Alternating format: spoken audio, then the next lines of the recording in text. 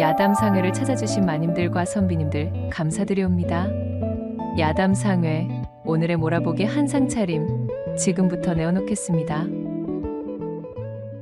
첫 번째 이야기 시작합니다. 이름도 모를 밤새들이 구슬프고 스산하게 울고 있던 한밤중의 숲속, 도포자락을 휘날리는 소리가 사각사각 들리고 있었습니다. 손에 쥔 등불에 의지하여 빠르게 길을 재촉하고 있던 한 사내가 걷는 소리였지요. 이 사내의 이름은 송곽으로 그는 한양 친척 어른의 회가변에 방문한 뒤 자신의 집으로 돌아오던 길이었습니다. 내 원참, 그것이 어디 그리 마음먹은 대로 되는 일이더란 말인가. 어르신들의 참견이도가 지나치기 그지없어. 내 참으로 민망하구나.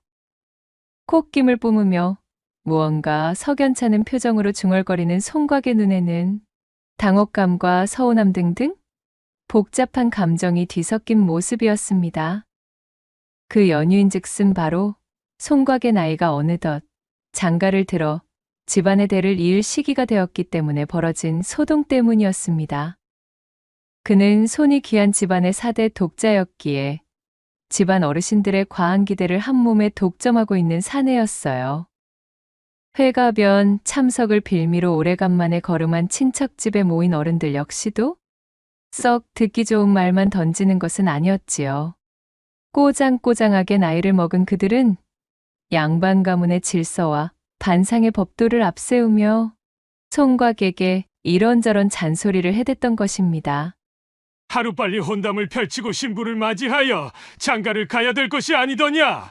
색시라면 그저 적당하게 지와 덕을 쌓은 양반대 교수 중에서 엉덩이가 떡 벌어진 여자를 고르면 되는 것이니라.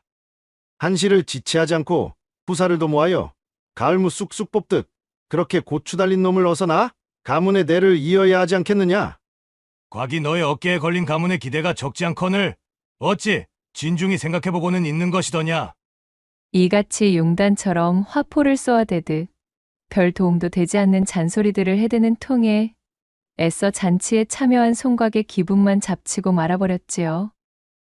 뒷맛이 씁쓸해진 송곽이 집안 어르신들의 녹이 서린 표정을 떠올리며 한숨을 내쉬던 바로 그때였습니다. 어둠이 짙어 밤길이 위험하였음에도 송곽은 그만 어르신들의 잔소리가 머릿속에 가득 차 잡생각으로 한눈을 팔고 말았지요. 그러다 결국 바로 앞에 펼쳐진 미끄러운 산비탈을 보지 못하여 발을 헛딛고 말았습니다. 으아! 손에 쥐고 있던 등불도 놓친 채 끝이 보이지 않는 비탈 밑으로 대굴대굴 굴러버린 송곽. 그렇게 정신없이 아래로 추락하던 그는 비탈 끝에 박혀있던 나무 둥치에 크게 머리를 부딪히고는 그 자리에서 그대로 기절하고 말았습니다. 송곽이 고통에 절은 신음을 흘리며 눈을 떴습니다. 힘겹게 눈꺼풀을 밀어올린 송곽의 흐릿한 시야에 들어오는 것은 먼지가 켜켜이 쌓여 허름한 오두막의 나무 천장이었어요. 이것이 대체 어찌 된 것인가? 그는 머리 한쪽에 밀려드는 통증을 느끼며 주변을 두리번거렸습니다. 분명 어두운 산길을 걷다 실족하여 비탈을 향해 추락한 것까지는 기억하고 있었지만 그 뒤로는 의식을 잃어 아무것도 떠오르지 않았습니다. 부딪히는 순간의 충격이 매우 컸던 모양인지 그의 시력은 완벽하게 회복되지 않은 상태였지요. 모든 것이 흔들흔들 마치 물속에서 눈을 뜬 모양새로 사물이 흐릿하게 겹쳐 보이고 있었습니다. 전반적인 분위기로 유추해보자니 자신이 누워있는 곳은 이미 버려진 지 한참이나 되어 보이는 낡은 오두막 같아 보였답니다. 송곽은 기억을 더듬어 보려 하였으나 도무지 자신이 어찌 이런 곳에 누워있는지 기억이 나질 않았지요. 손을 들어 자신의 머리를 만져보니 마치 붕대처럼 머리를 감싸고 있는 천이 느껴졌습니다. 옥신거리는 통증이 느껴지는 곳에는 누군가 치료를 한 흔적이 있었어요. 짓이겨 발라놓은 약초의 씁쓸한 냄새가 나고 있었기 때문이었습니다. 현재의 상황으로 보았을 때 필시 누군가가 쓰러진 송곽을 이곳으로 옮긴 후 응급처치를 한 듯한 낌새였습니다. 비탈을 구르며 부딪힌 충격 때문에 정신이 명확하게 돌아오지 않은 송곽이 아픈 머리를 부여지며 사태를 막 파악해보기 시작한 참이었어요. 그때 오두막 바깥에서 풀숲을 헤치는 듯한 인기척이 느껴졌고 이내 오두막의 문이 열리는 소리와 함께 사람의 그림자가 보였습니다. 뉘시오. 송곽이 잔뜩 긴장하여 외치자 문을 열고 안으로 들어오려던 그림자가 멈칫 하고 그 자리에 멈춰 서는 것이 흐릿하게 보였습니다. 그러나 그것도 잠시 그림자는 다시금 오두막 안쪽으로 성큼성큼 몸을 움직여 이윽고는 송곽의 앞까지 다가서는 것이었지요. 눈앞에 흐릿흐릿 보이는 낯선 사람의 형체에 송곽이 어쩔 줄을 몰라 긴장하고 있는데 문득 그의 코에 은은하고도 매혹적인 향기가 느껴지는 것이었습니다. 여인의 화첩 냄새인가? 아니면 박가본. 정확한 것은 파악하기 어려웠으나 분명 그것은 여인들이 사용하는 치장품에서 나는 향기임에는 틀림없었습니다. 깨어나셨군요. 참으로 다행입니다. 한때는 정말이지 어찌되나 하였습니다. 송곽이 유추한 대로 그림자에서는 여인의 목소리가 흘러나왔습니다. 여기가 어디요? 나는 대체 어찌하여 여기까지? 그리고 당신은 또 누구십니까? 당황한 채로 궁금한 것들을 두서없이 뱉는 송곽의 모습을 바라보며 여인이 희미한 미소와 함께 천천히 대답하였습니다. 이곳은 저희 고을에서 산새를 타고 다니는 업을 가진 사냥꾼이나 약초꾼들 혹은 신만이들이 쉬어가기 위해 만들어둔 작은 오두막입니다. 저는 비탈 아래쪽의 풀숲에서 상처를 입은 채 쓰러져 있던 선비님을 처음 발견한 사람입니다. 야간에 채취할 수 있는 버섯과 약초들을 보러 나온 덕택에 선비님을 발견할 수 있었지요. 본디 선비님을 업고 산을 내려와 의원으로 매셔야 마땅하겠으나 이곳은 인적도 드물고 또한 도움을 빌릴 사내에 손을 빌리려 해도 좋기 15리는 걸어야 하는 곳이지요. 선비님을 발견한 때에 아녀자인 저 혼자는 그러한 도움을 기대할 수 없어 어쩔 수 없이 이곳 오두막으로 매셨사옵니다. 다행히도 상처 자체는 그리 크지 않아 치료를 위해 약초를 발라두었으니 아물기 시작하면 괜찮아지실 것이옵니다.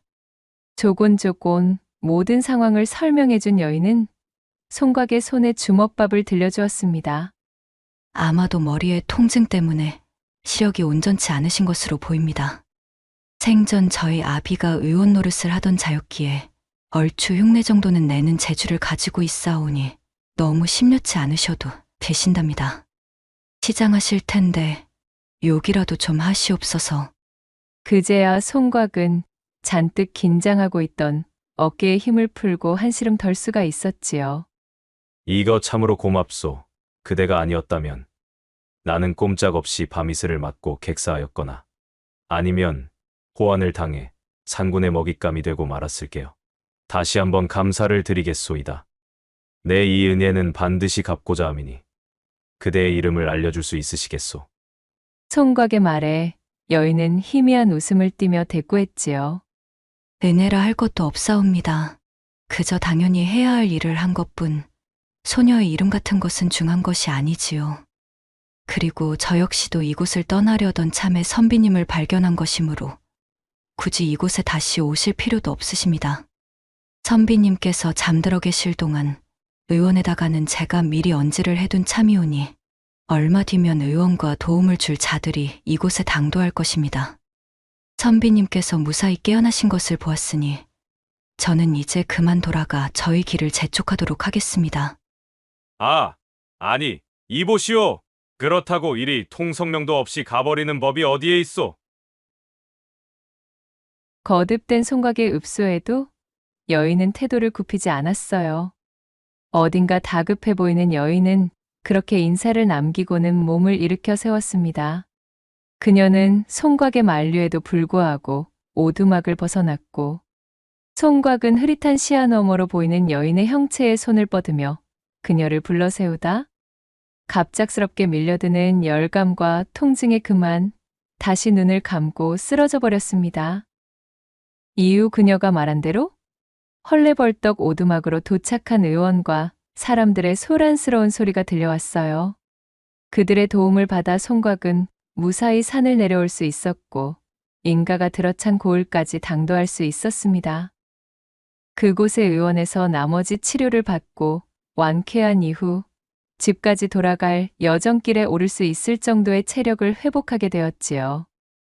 시력을 회복한 이후 자신을 구한 여인에 대하여 의원을 통해 물어보았지만 의원 역시도 익명의 누군가가 남긴 서신을 보고 선비를 찾은 것일 뿐 자신에게 오두막의 위치를 알려준 사람이 누구인지는 알 수 없다는 말만 되풀이할 뿐이었습니다.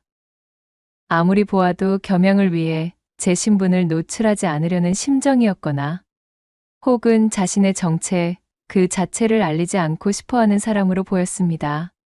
참으로 특이하고도 기이한 인연이로다. 이토록 커다란 은혜를 얻었음에도 그저 가슴 속에만 묻어둬야 하다니. 그 여인이 남겨놓은 이 향취만이 기억에 깊숙이 자리 잡아 떠나가지를 않는구나. 결국 송곽은 아무런 소득 없이 오두막에서 여인이 흘린 향기에 대한 강렬한 기억만을 남긴 채 자신의 고향으로 돌아올 수밖에 없었습니다. 여인에 대한 단서라고는 그저 자신의 머리에 생겨있던 상처를 치료할 때 붕대로 사용한 손수건 뿐이었습니다. 여인의 것으로 보이는 손수건에는 곱게 나비 모양의 자수가 새겨져 있었지요. 그렇게 송곽에게 잊을 수 없는 사건이 일어났던 이후 속절없이 시간이 흘러갔지요. 늘 품에 그날의 손수건을 지니고 다니며 여인에 대한 것을 가슴에 품고 있던 송곽은 더욱 장성한 사내가 되었습니다. 명실상부 훌륭하게 성장한 송곽은 그야말로 근사한 신랑감으로 나무랄 데가 없는 사내가 되어 있었습니다. 이목구비 반듯하고 허우대도 훤칠했으며 또한 머리가 아주 영특하여 진작에 초시에 합격했지요. 내후년쯤엔 한양으로 걸음하여 과거를 볼 예정으로 앞길이 탄탄대로인 사내였습니다. 송곽의 집안은 증조부가 참판까지 한 뼈대 있는 가문이었지만 대대로 청렴하기 짝이 없어 그 살림살이가 넉넉하지 않은 것이 흠이라면 흠이었지요. 일찍이 과거에 몇 번인가 낙방의 맛을 보았던 송곽 아버지는 다른 곳에 한눈을 팔지 않고 그 길로 열심히 농산일에 뛰어들었습니다. 그렇게 농사를 짓고 땀 흘려 일군 먹거리로 생활을 해온 탓에 송곽네 온 식구들은 양반임에도 청빈한 생활에 익숙해져 있었어요. 비단 풍족하게 살지는 못하였으나 그들은 보릿고개에도 다른 집에 가서 아쉬운 소리를 하는 처지는 아니었습니다. 이렇듯 고을에서도 자자할 정도로 우수한 평판을 얻고 있다 보니 송곽이 근사한 사내가 되자 진작부터 그를 점찍어둔 수많은 집안에서 혼담이 거론되고 있었습니다. 송곽은 아직 혼인이나 여인에 대한 욕심은 없었으나 사대 독자인 마당에 자신의 뜻만 고집할 수는 없는 노릇이었던지라 그저 집안 어른들이 이끄는 대로 얌전히 응하고 있었답니다.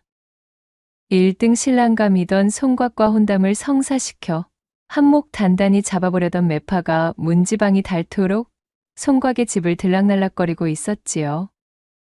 매파가 송곽의 어미와 그 옆에 앉아있던 송곽에게 찰싹 달라붙어 이런 집안 저런 집안의 교수들을 소개하고 있으려는데 어찌된 영문인지 송곽은 매파가 소개해주는 조건 좋은 여러 집안의 여인들에게 일절 관심을 보이는 기미가 없었더랬지요. 뜨뜻미지근한 송곽의 표정을 본 매파가 이대로는 안 되겠다 여겼는지 목표를 바꿔 송곽의 어미 곁으로 바짝 붙으며 말했습니다. 이댁내 교수로 말씀을 드려보자면 그야말로 인물 훤하지. 또 칠흑 같은 흑단 머리에 아하 그 엉덩짝은 얼마나 푸짐한지? 아들을 열이라도 집안에 안길 상이지 않겠소? 게다가 뭐 집안이 빠지기를 하나? 흠잡을 곳이 있기를 하나? 참으로 이만한 혼처가 또 없다는 거 아니겠소? 자신이 소개하려는 30리 밖에 있는 이 색식감 집안도 제법 뼈대 있는 양반 가문에다가 대대로 은덕을 베풀었기로 고을의 인심을 잃지 않았다고 어찌나 자랑을 해대는지 총각의 어미 귀에 피딱지가 앉을 정도로 열성을 다하던 매파의 호들갑에도 총각의 마음은 좀처럼 움직이지를 않았습니다. 저기, 조금 더 생각을 해보아도 되겠습니까? 아무리 들어도 뭔가 선뜻 내키는 기분이 들지를 않습니다. 아니, 이보시게, 총각. 혼담이 어찌 그 기분만으로 좌지우지되는 가벼운 일이겠소. 그저 혼사라는 것은 집안과 집안끼리 이리 재고 저리 맞추다 보면 일사천리로 흐르기 마련 아니겠소? 그래, 과가. 매파의 말이 맞다. 언제까지 그렇게 혼인 이야기만 나오면 도망치듯이 피하려고만 드는 게냐.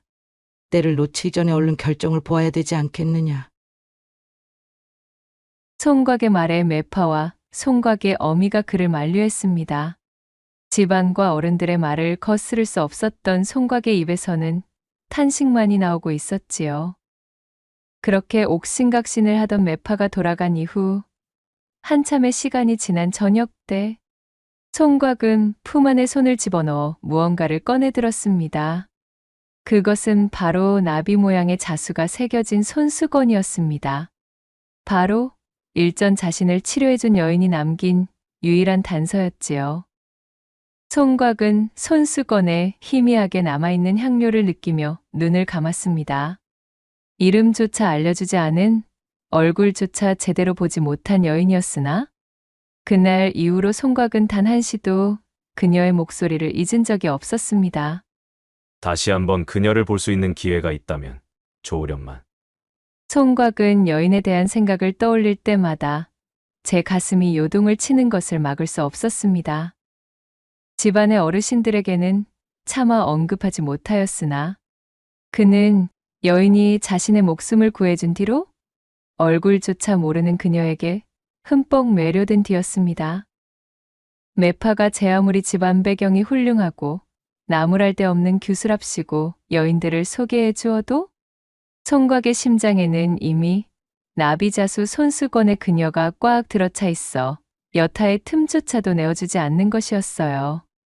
매파가 물어오는 각종 혼담에도 시큰둥했던 것 또한 이러한 이유였습니다.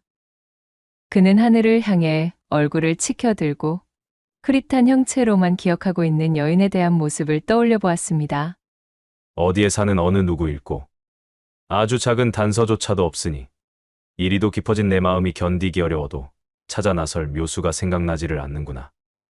한 번으로 끝나버린 스쳐 지난 인연임에도 도통 내 가슴은 식을 줄을 모르니 이 답답함을 어쩌면 좋을까. 총각은 깊고 깊은 한숨을 내쉬며 제 마음속에 자리 잡은 여인을 향한 연심을 애써 외면하려 눈을 감고 말았습니다. 그렇게 총각이 고뇌의 시간을 보내고 있는 바로 그 즈음부터 총각이 살고 있는 고을에 느닷없는 이상한 소문 하나가 돌기 시작했습니다. 바로 총각이 살고 있는 고을로 흘러들어온 혈혈단신의 여인에 대한 소문이었지요. 고을 박산 아래 외딴 집에 거처를 튼 이 여인의 이름은 백년으로 당장 200여 가구나 되는 이 동네 남정네들의 입방아에 오르락내리락 하던 중이었습니다. 거 비열을 꽂고 있는 것으로 보건대 필시 혼인한 적이 있는 과부가 아니겠는가 이 말이야. 그렇지 않고서야 어찌하여 여인네 홀로 지내고 있단 말이던가? 어허, 소문도 듣지 못하였나? 듣자 하니 말이야. 그 여인네의 지아비가 바로 그 여인네에 의해서 복상사를 당했다지 뭔가. 엥? 아니 그건 또 누가 그러던가? 내가 듣기로는 건너고을 참판댁의 며느리로 들어갔었다가 초야부터 남편을 잡아먹어 소박을 맞고 쫓겨난 여인이라 하던데. 나원참, 거 아니라니까 그러네. 이 고을 저 고을로 발길 닿는 박물장수 김가가 비밀이라면서 내게만 일러준 이야기인데 말일세. 고을 사람들의 모임터인 커다란 느티나무 아래에서 장이야 멍이야 기세 좋게 두던 장기판의 열기는 금세 시들해지고 모여있는 사내들의 관심사는 온통 백년에 관한 밑도 끝도 없는 뜬 소문에 쏠려 있었습니다. 그도 그럴 것이 가끔씩 자신의 집 밖으로 나와 그 모습을 보이곤 했던 백년은 옹골차게도 도톰하면서도 붉디 붉은 입술과 슬며시 아래를 향하며 뜨는 눈매엔 조신하면서도 희한한 새끼가 흐르고 있었습니다. 치마끈으로 바싹 졸라맨 허리는 마치 개미의 그것만큼 잘록했고 그 허리에서 아래로 이어지는 곡선 또한 무사내들의 가슴을 호미로 후벼고랑을 낼 만큼 빼어나기 그지없었지요.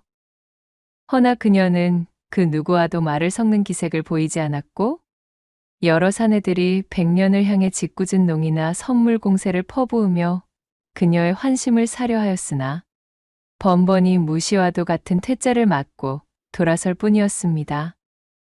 누구 하나 백년에 대해 제대로 아는 자가 없었으나 몰리는 관심은 폭발할 듯 하였으니 별난 소문들이 꼬리에 꼬리를 무는 것이었지요. 소문이 소문을 잡아먹고 또 풍문이 그 소문을 잡아먹어 어느새인가 백년은 동네 남정네들이 공공으로 노리는 하나의 목표물이 되고 말았습니다. 빼어난 외모를 가지고 있음에도 홀로 지내고 있고 게다가 누구 하나와도 어울리지를 않으니 사내들의 호기심을 자극하기에 충분했던 것입니다. 남정네들은 삼삼오오 모이는 자리만 생겼다 하면 누가 먼저라고 할 것도 없이 백년에 대한 이런저런 괴소문들을 늘어놓으며 안주감으로 삼는 것이었지요. 이러한 소문이 파다히 퍼진 것을 모르지는 않을 터인데 스스로 나서 그것을 부정하지도 않는 것을 보면 필시 소문에 필적하는 고약한 과거를 지녔을 거라 여긴 고을의 사내들은 마치 당연하다는 듯 호시탐탐 백년의 치마를 벗길 기회만 노리고 있었습니다. 그렇게 저작거리를 가득 메운 소문이 바람을 타고 날아들어 총각의 귀에까지도 내려앉게 된 참이었습니다. 참으로 장성한 사내들이 모여서 한다는 소리들이 어찌 이리 경박하고 철없기 그지없단 말인가? 과거 시험 준비를 하던 송각이 떨어진 종이를 사러 장터를 들렸다가 백년에 관해 대화하는 사내 무리를 지나치며 한심하다는 듯 고개를 저었습니다. 이윽고 지물포에 다다른 송각이 가게의 주인장을 호출하기 위해 손짓을 하려는데 이 이복에 저기 지물포 앞에 서 있는 저 여자 백년 아닌가? 주변을 서성이고 있던 사내들이 송각이 서 있는 지물포 쪽으로 손가락질하며 중얼거리는 소리가 송각의 귀에도 들려왔습니다. 송각이 옆으로 고개를 돌려보자 햇빛이라고는 생전 받아본 역사가 없는 것이 아닐까 싶을 정도로 창백한 피부를 가진 한 여인이 지물포 좌판 앞에서 종이를 만져보며 고르고 있었지요. 참으로 기이할 정도로 하얀 여인이로구나 라는 생각을 하며 지나치려는데 순간 송각의 코를 스치며 지나가는 향이 그의 뒤통수를 세차게 때리며 그 자리에 멈춰 세우는 것이었지요. 아니 이 향은? 그것은 송각이 지난날 그토록이나 애타게 그리워했던 바로 그날 산속 오두막에서 자신을 구해주었던 여인에게서 풍기던 향이었습니다. 세상에 이럴 수가요. 바로 그녀가 고을 사내들이 그토록 구설에 올리고 있던 여인 백년이었던 것이지요. 제 눈앞에서 벌어진 이 믿을 수 없는 재회에 송각은 정신이 아찔해지고 말았답니다. 송각은 백년을 실제로 눈에 담는 순간 강렬한 확신이 밀려드는 것을 깨달았습니다. 자신이 오래도록 품고 있으면서도 그저 막연한 그리움 정도로 치부하고 애써 치우려 했었던 감정이 바로 제 은인을 향한 연심이었다는 것을 말이지요. 그녀를 확인하자마자 송각의 죽은 것만 같았던 심장이 마치 물레방아를 만난 방아처럼 거세게 뜀박질을 하기 시작했어요. 매파의 입에서 나오는 여인들의 이야기를 들을 때의 자신과는 완벽하게 다른 사람이 된 기분이었습니다. 송각은 자신도 모르게 본래 자신의 성격과는 정반대의 행동을 하고 말았습니다. 저기 이보시오. 실례하오나 뭐 좀 물어보겠소이다. 오겨 일전 어느 산속 오두막에서 머리에 부상을 입은 사내 하나를 구해 치료해 준 적이 있지 않으시오? 이 손수건의 주인 되는 사람이 아니시냔 말이오. 느닷없이 손수건을 내밀며 묻는 송각에 접근해 백년이 잔뜩 겁을 집어먹은 얼굴로 그를 바라보았습니다. 얼마 후 그녀는 멈칫 하고는 고개를 갸웃대더니 이내 뭔가 기억이 났다는 듯 두 눈을 동그랗게 뜨며 꾸벅 인사를 하는 것이었지요. 송각을 기억하고 있는 눈치였습니다. 차, 참으로 이런 우연이 또 있습니까 그래? 내 이곳에서 그대를 다시 만나게 될 줄이야. 생명의 은인이자 남모르게 흠모하고 있던 여인을 다시 만나게 된 것이 뜰 듯이 기뻤던 송각이 활짝 웃음을 지었으나 이내 그녀의 정갈하게 모아묶은 뒷머리에 꽂혀있는 비녀를 발견하고는 가슴이 철렁 내려앉고 말았습니다. 혼인을 하신 몸이셨소이까? 송각이 잔뜩 허탈한 목소리로 물었지만 이상하게도 백년은 아까부터 희미한 미소만 지을 뿐 송각의 말에 단 한 번도 육성으로 대답하지 않고 있었습니다. 이를 의아하게 여긴 송각이 다시금 그녀에게 말을 건네려는 찰나 주변에서 백년과 송각을 바라보며 웅성거리는 사내들의 눈총이 거세지고 있었지요. 그때였습니다.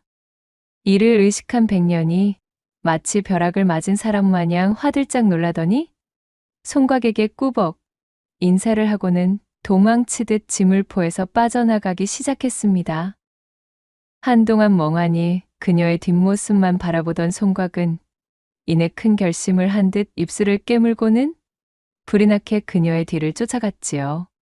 어떻게 다시 만난 인연이고 그토록 재회만을 염원하던 사람인데 이렇게 허무하게 놓칠 수는 없었습니다. 그렇게 열심히 백년의 뒤를 쫓아 그녀의 집까지 당도한 송각은 아쉬운 마음으로 그녀를 붙잡아 세우게 되었습니다.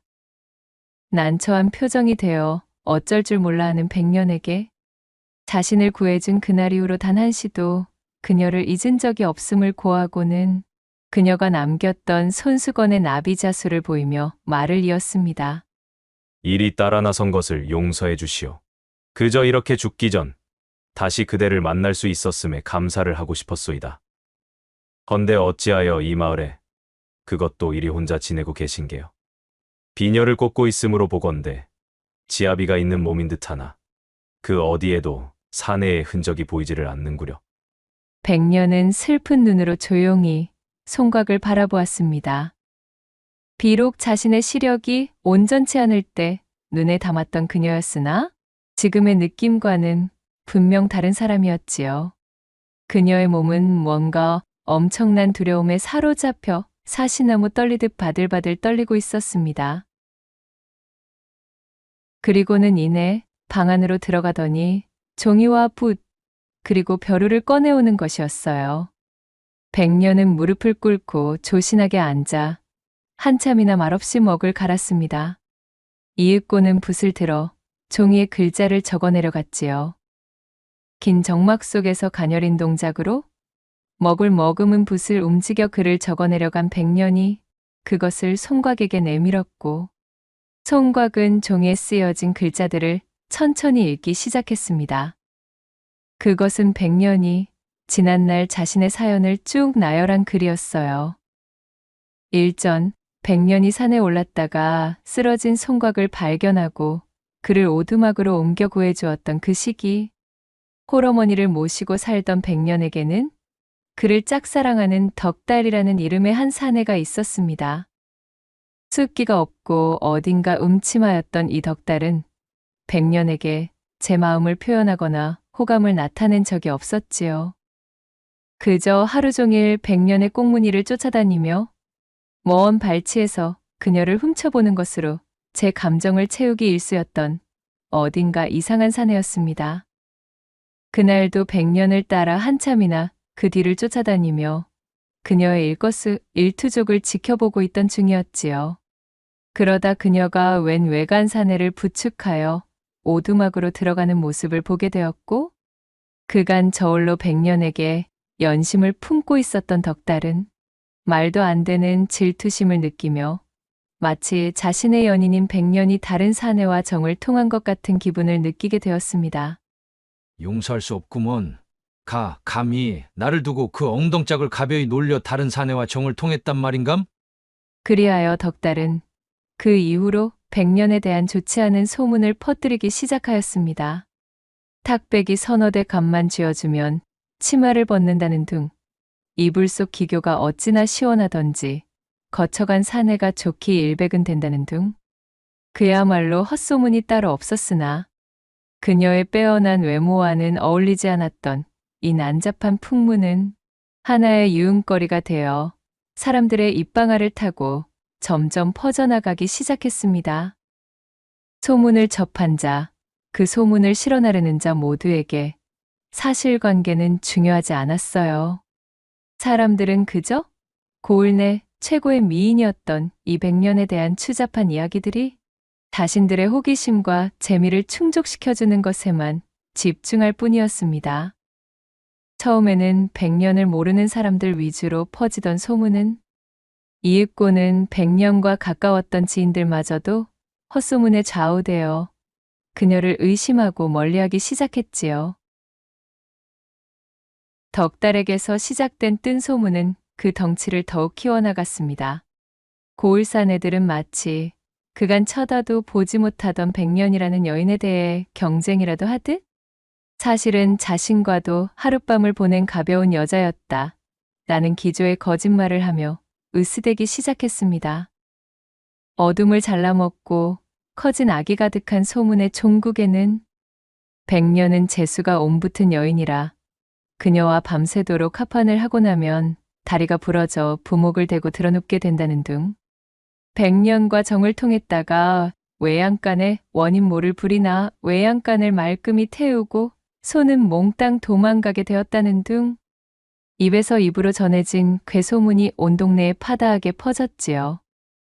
사실 실제의 백년은 주변의 시선을 의식하고 여인의 정절을 매우 소중히 하였기에 자신이 구해준 이름 모를 선비와 쓸데없는 풍문이 돌 것을 우려하여 선비의 무사를 확인하자마자 제 정체조차 밝히지 않고 도망치듯 그 자리를 빠져나왔던 실로 여린 심성의 소유자였습니다. 허나 사실이 그러하여도 확인되지 않은 소문이 기정사실인양 모두에게 퍼져나간 뒤로는 모든 것이 지옥 그 자체였습니다. 덕달에 뒤틀린 질투에 의해 백년은 어느새 상상을 초월하는 난잡한 여인이자 악재를 몰고 오는 불운의 여인으로 낙인이 찍혀버린 것이었습니다. 결국 이 소문이 퍼질 대로 퍼져 온 동네 남정네들이 파리떼처럼 몰려들어 백년을 노리게 되었고, 게다가 그녀는 제 고을에서 당연히 그러한 대접을 하여도 되는 존재인 양 모두가 묵인하고 용인하고 눈을 감아버리는 것이었어요. 이에 충격을 받은 백년의 홀어머니마저도 그만 시름시름 앓다 세상을 등지고 말았습니다.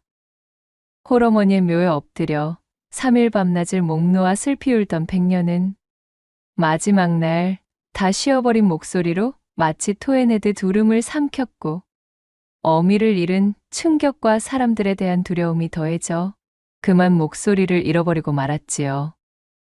이후로 도망치듯 제 고을을 떠난 백년은 어느 날 꿈속에서 돌아가신 자신의 어머니가 나타나 그녀에게 알려준 한 고을의 이름을 기억하게 되었습니다.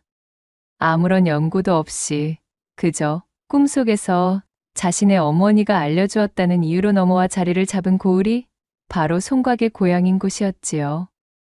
지난 경험을 통해 사내들과의 그 어떠한 접점이 생기는 것조차 극히 두려워하였기에 새 고을의 털을 잡은 백년은 꾀를 내어 이미 혼이 난 몸인 척 머리를 쪽 집어 빈혈을 꽂고 다녔던 것이었습니다.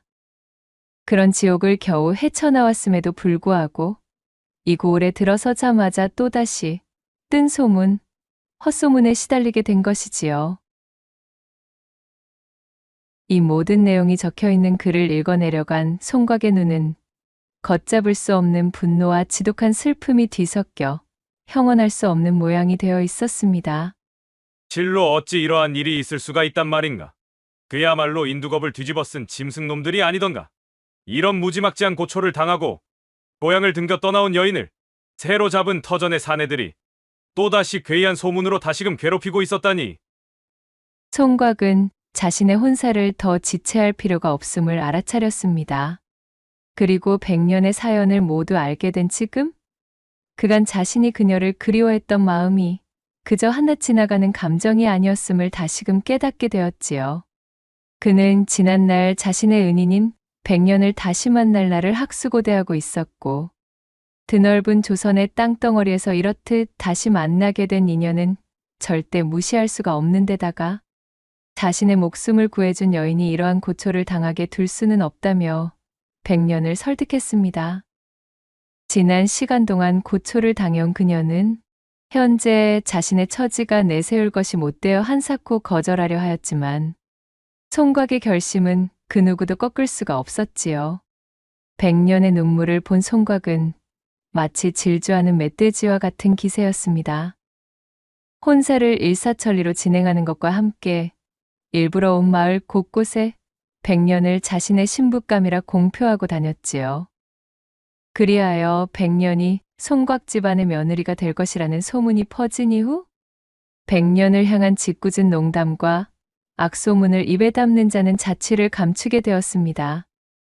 그렇게 시간은 흘렀고 그 이듬해인 꽃 피고 새우는 춘삼월에 송곽네 집 조촐한 마당에서는 한창 혼례가 치러지고 있었습니다. 자라면서 단 한 번도 속을 끓인 적 없던 아들이 생애 처음으로 강경히 제 신부감은 100년이 아니면 안 되겠다며 강행돌파를 한 것입니다. 자신의 목숨까지도 담보로 하며 100년을 고집한 송곽의 결의를 받아들여 주었으나 신랑 측 어른들의 얼굴에는 한결같이 수심이 가득했지요.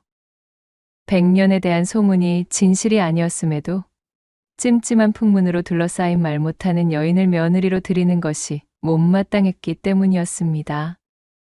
그러거나 말았거나 혼례는 흐르듯 끝이 났고 첫날 밤이 왔습니다. 가물거리는 촛불 아래 근사한 원앙금침이 펼쳐졌고 그 윗목엔 밤중의 배라도 고풀세라 주안상이 차려져 있었답니다. 모란 꽃에 나비가 너울거리는 8폭의 병풍이 신방의 문을 가로막았지요. 새 신랑인 송곽과 새 신부인 100년은 촛불을 사이에 두고 부끄러운 듯 마주 앉았습니다. 송곽은 고개를 푹 숙인 100년의 족두리를 젖히고 얼굴을 자세히 들여다보았어요. 오똑한 콧날과 앵두 같은 입술, 백옥 같은 살결, 짙은 속눈썹에 사슴처럼 큰 눈. 시력이 회복된 모습으로 바라본 100년은 자신이 기억하던 모습보다 배는 더 미인이었습니다. 참으로 꿈만 같소이다. 내게 이 같은 날이 오다니요.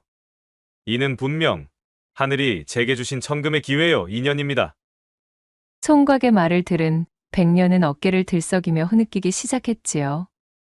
그는 따스하게 100년을 품에 안아주었고 100년은 말없이 그의 품에 안겼습니다. 이윽고 신방의 촛불이 꺼졌고 그렇게 두 사람은 우여곡절과 다사다난한 소동들을 거쳐 진정한 부부가 되는 의식을 치르며 사랑을 나누었습니다. 이날 이후 송곽은 과거 급제만을 목표하며 살았습니다. 100년은 그녀를 못마땅히 여기는 시집의 따가운 눈총을 받으면서도 인상 한번 찡그리는 법 없이 살림을 돌보며 송곽을 지극히 내조하였습니다. 그녀의 손은 야무지기로 명성이 자자하여 길쌈이든 김맥이든 배짝이든 100년의 손에 한번 넘어가면 그 결과물이 틀림이 없었기에 고을 사람들 모두가 그녀의 솜씨를 높이사 일감이 끊이지를 않았습니다. 두 사람이 혼례를 올린 그 이듬해에 100년은 드디어 떡두꺼비 같은 아들을 낳았습니다. 손귀한 송곽네 집안에서는 그야말로 경사가 났습니다. 난잡한 풍문이 돌았던 벙어리 며느리라 업신여기던 집안 어른들도 이제는 그것이 모두가 뜬 소문이며 또한 이 정도로 참하고 다재다능한 며느리감은 세상 천지 없다며 100년을 아껴주기 시작했습니다. 첫 손자가 세도를 치렀을 때 며느리인 100년은 쪽풀을 베어와서는 쪽물 뽑는 법을 연구하기 시작했습니다. 비단에 쪽염색을 해서 아들의 옷을 만들어 입혔지요. 쪽빛이 너무나 곱고 예쁘다며 송광네 집안 친척들이 너도 나도 비단을 가져왔습니다.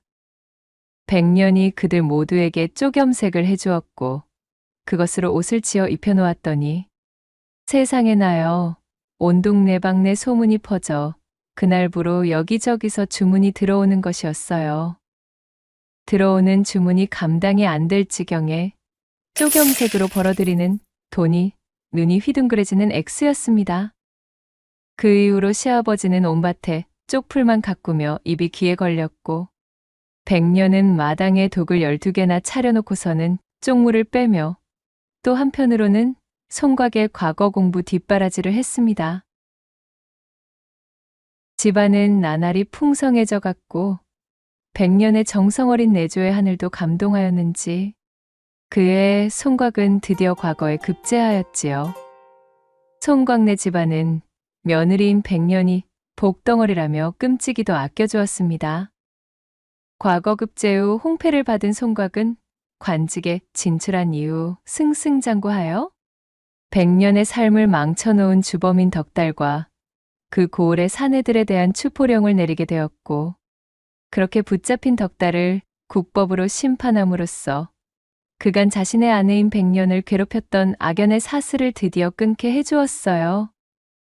또한 송곽의 집안대대로 시름이 없이 풍족한 인생을 영위하며 집안의 이름을 드높였다 전해지고 있사옵니다. 두 번째 이야기 시작해 볼게요. 옛날 옛적 조선의 한바땅에 살고 있는 천석군의 부자 방영감이란 노쇠한 사내가 있었습니다. 그는 남부러울 것 없이 사는 꽤 풍족한 부자였으나 걱정거리를 하나 꼽으라고 한다면 딱 하나가 있었지요.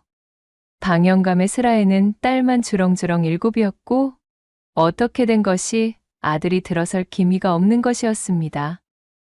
결국 고민에 고민을 거듭한 방영감은 지금은 가세가 기울어 거처가 궁핍해진 자신의 육촌형에게 연통을 하여 그의 막내 아들을 자신의 양자로 들이기로 약조를 하였지요.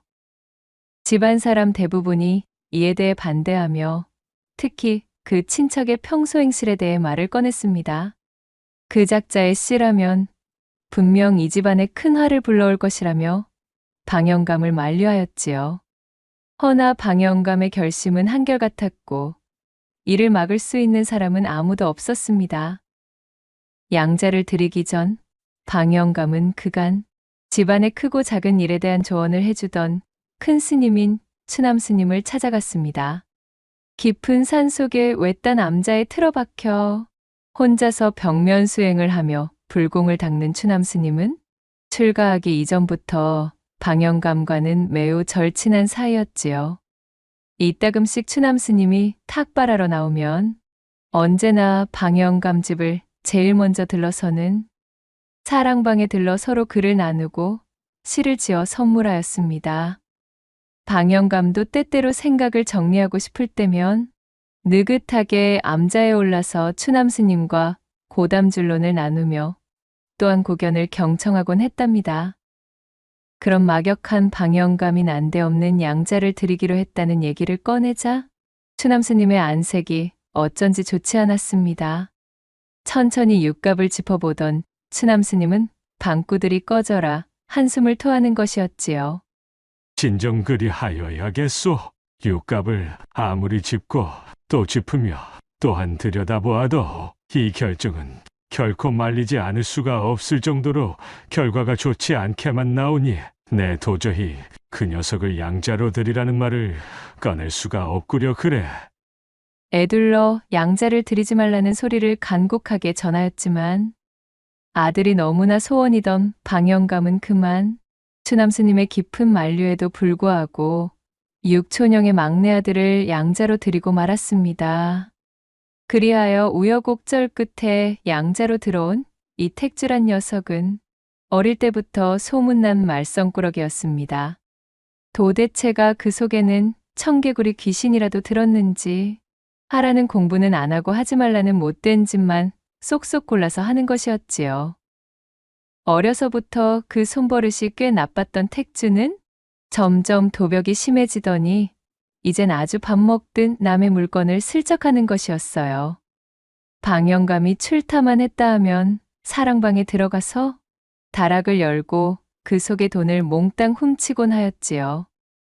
그 돈으로 저작거리의 질 나쁜 친구들과 어울리며 골목어기를 휩쓸고 때려 부수더니 심지어는 자신이 다니는 서당에서 꾸벅꾸벅 졸고 있는 훈장님의 주머니마저도 손을 대기에 이르렀습니다. 더욱이 이마의 피도 마르기 전에 어린 나이에 색주집을 제 집처럼 드나드는가 하면 한밤중에는 참모방에 몰래 들어가기도 하였습니다. 급기야는 행랑아범이 방영감의 심부름으로 잠시 한양으로 나간 틈을 타서는 행랑아범의 부인에게까지 손을 뻗기에 이르렀지 뭐겠어요? 부인은 이러한 수치스러운 일을 감당하지 못하고 디딜방앗간에서 그만 극단적인 결심을 하려 하였으나 다행히 다른 하인들이 발견하여 가까스로 목숨을 건질 수 있었습니다.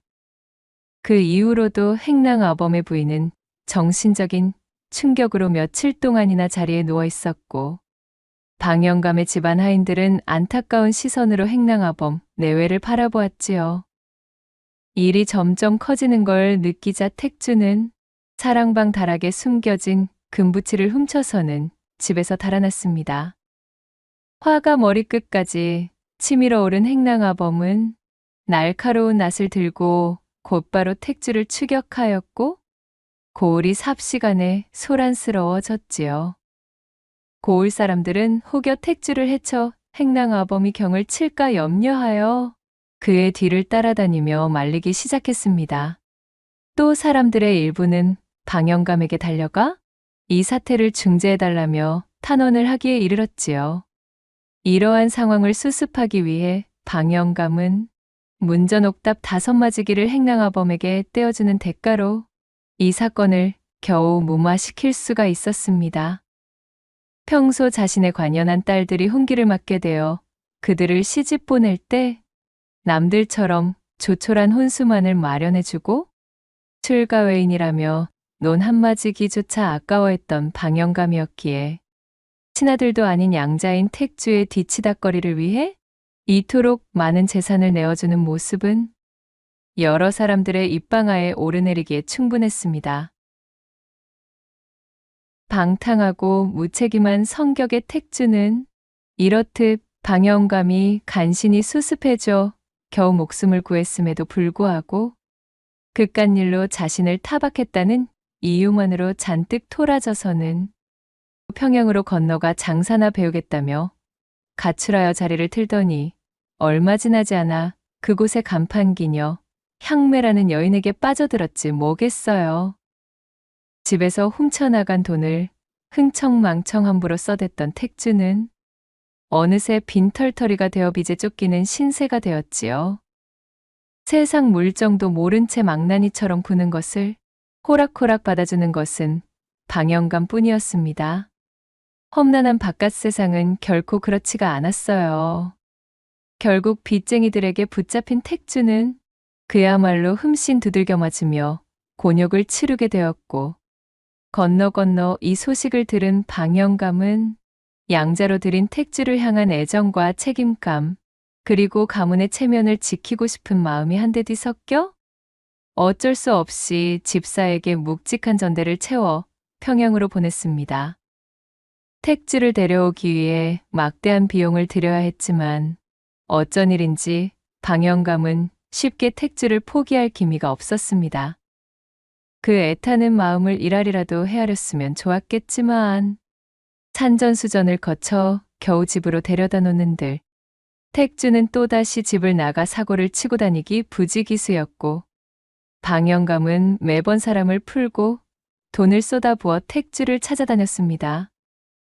이 모습을 본 고을 사람들은 택주의 망나니 같은 행동에 혀를 차면서도 또 한편으로는 방영감의 과도한 관용을 비난하는 목소리도 곁들이는 것이었습니다. 아니, 참말로다가 도대체 저 영감님은 해도 너무하신 것이 어찌 저러신냐? 저 망나니 같은 자식놈을 대체 몇 번이나 더 봐줘야 하는 건지 모르겠네. 아, 그러게 말이요. 듣자하니 친아들도 아니라 양자로 들인 종자라던데 저런 못난 자식을 위해 얼마나 많은 시간과 돈을 낭비하는 건지 원. 그렇게 날이 가도 버릇을 고치지 못하던 택주는 어느덧 나이가 차 장성하여 더욱 망나니스러운 행보를 이어가게 되었으니 결국 커다란 사고를 치는 바람으로 방영감을 쓰러지게 만들기에 이르렀어요. 그것은 바로 이러한 일이었습니다. 석양빛에 붉게 물든 염탄강 나루터에 막배가 닿는 소리가 들려왔습니다. 승객 몇몇이 배에서 내리며 저마다 갈 길을 향해 발걸음을 재촉했지요. 강물에 비친 노을이 물결을 따라 어지럽게 흔들리고 저 멀리 펼쳐진 갈대밭에서는 바람 소리가 서늘하게 들려오는 시간이었습니다. 그 중에서도 눈에 띄는 건 갓을 깊게 눌러쓴 훤칠한 청년이었지요. 그는 사방을 두리번거리더니 마치 정처 없이 떠돌던 나그네처럼 성큼성큼 주막으로 향했습니다. 그 주막은 인근에서 꽤나 근사하게 차려진 고급 주막이었습니다. 어줍잖은 장돌뱅이들이나 드나드는 곳이 아니었어요. 마치 목표물을 미리 점 찍어둔 듯 주막을 향해 발을 옮기는 그 청년은 다름 아닌 방탕하기로 소문난 망나니 택주였지요.